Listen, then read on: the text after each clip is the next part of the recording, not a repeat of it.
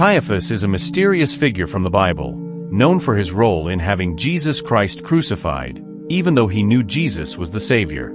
But there's something about him that many people don't know. He made a prophecy about Jesus that was incredibly accurate. What exactly was this prophecy? And how could an enemy of Jesus make such a prediction? Stick around until the end of this video to learn about a surprising discovery made by archaeologists. But before we dive into that, don't forget to subscribe, so we can spread God's message to more people. Now, let's get into it. In December 1990, bulldozers were working to clear land in the Peace Forest, just south of Jerusalem, to build a water park. That's when something unexpected happened. Workers uncovered an ancient tomb. The Israel Antiquities Authority was immediately called to investigate. Inside the tomb, archaeologists found several ossuaries, stone boxes used for burials.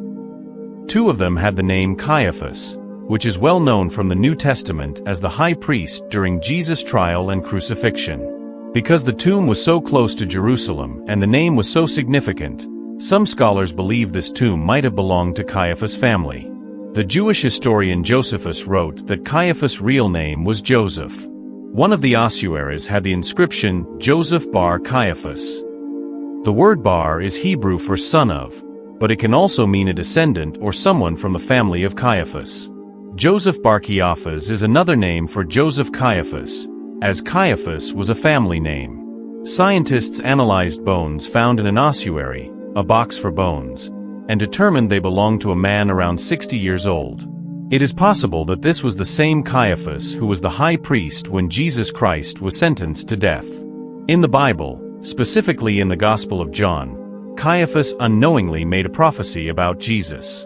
The situation arose when some Pharisees, chief priests, and members of the Sanhedrin Jewish council started planning Jesus' death. They feared that if Jesus gained more followers, it would cause an uprising, leading to a Roman attack and the destruction of their nation. Interestingly, their fears came true in 70 AD when the Temple and Jerusalem were destroyed. However, this wasn't because of Jesus' teachings or people following him. It was because they didn't believe in him or accept his teachings. During a meeting about the perceived threat Jesus posed, Caiaphas made a prophecy, saying, "It is better for one man to die for the people than for the whole nation to be destroyed."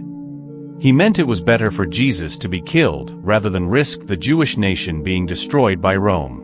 But the Gospel of John points out a deeper, unintended meaning. John explains that Caiaphas, as high priest that year, prophesied that Jesus would die not only for the nation but to unite the scattered children of God. Jesus' death would bring people together into the church, making them members of his body and adopted children of God. This was fulfilled through Jesus' suffering, death, and resurrection, known as the Paschal mystery of Christ. In the Gospels, Caiaphas is often shown in a negative light, especially for his role in Jesus' crucifixion. However, his prophecy about Jesus' death being redemptive is intriguing. How could someone portrayed as unrighteous make such a prophecy about Jesus saving death and then conspire to kill him? Caiaphas' original statement was political, but John interpreted it as a reference to Jesus' atonement, something Caiaphas likely didn't intend.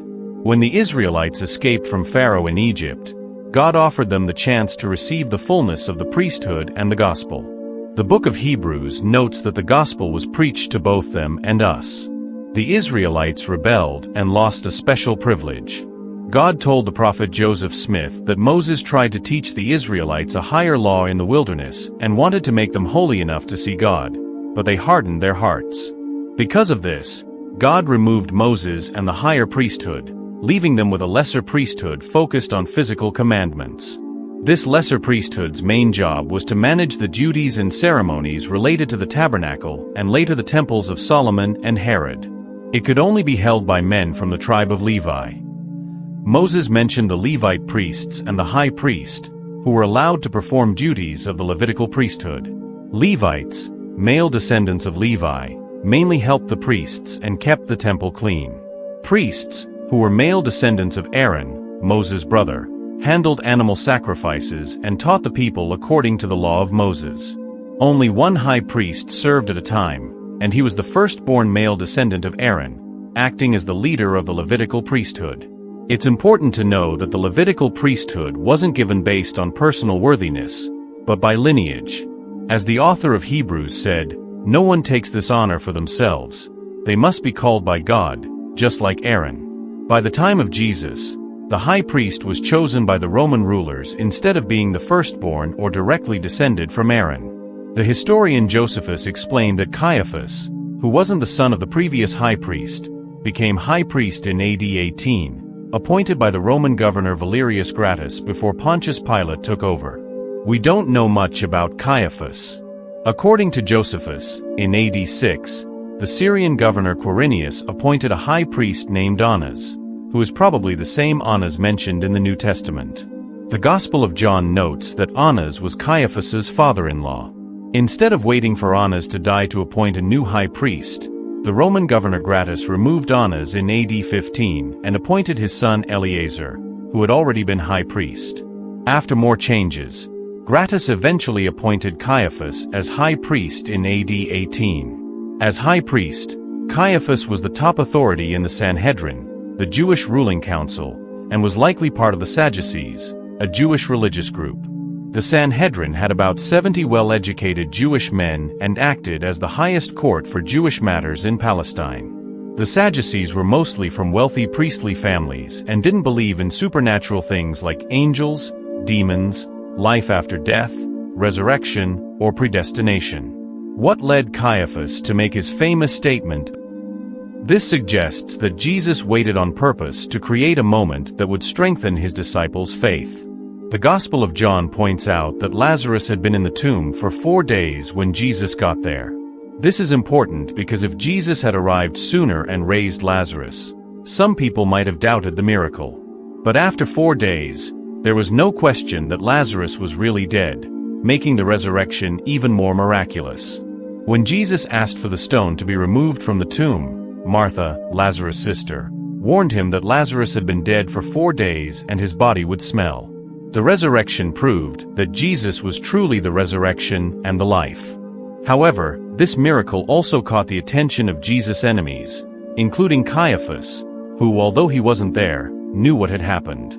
The Gospel of John says that after Jesus raised Lazarus, many people who saw the miracle believed in him, but not everyone did. Some went to the Pharisees and told them what had happened. This led the chief priests and Pharisees to meet and discuss what to do, saying, "What should we do? This man performs many signs." The resurrection of Lazarus was a turning point. News of the miracle spread quickly, and Lazarus became living proof of Jesus' power. This worried the Sanhedrin, the Jewish ruling council, because they saw Jesus as a threat. The Gospel of John says that many Jews began to believe in Jesus because of Lazarus. This made the Jewish leaders nervous, as they feared that if Jesus' popularity kept growing, it could lead to unrest. They worried the Romans might destroy the temple and punish the Jewish people. During a meeting of the Sanhedrin, Caiaphas, the high priest, made a bold statement: "It's better for you that one man should die for the people, rather than the whole nation perish." While Caiaphas was thinking politically, his words ended up having a deeper meaning. The Gospel of John suggests that Caiaphas was unknowingly speaking prophetically because of his position as high priest that year. Though Caiaphas was mostly focused on preventing a rebellion and protecting his own power, his statement ended up pointing to the greater meaning of Jesus' death. Caiaphas' prophecy, as explained by John, suggested that Jesus' death would not only save the Jewish nation from destruction, but also have a deeper spiritual meaning by bringing together God's children. However, Caiaphas himself had a more practical reason.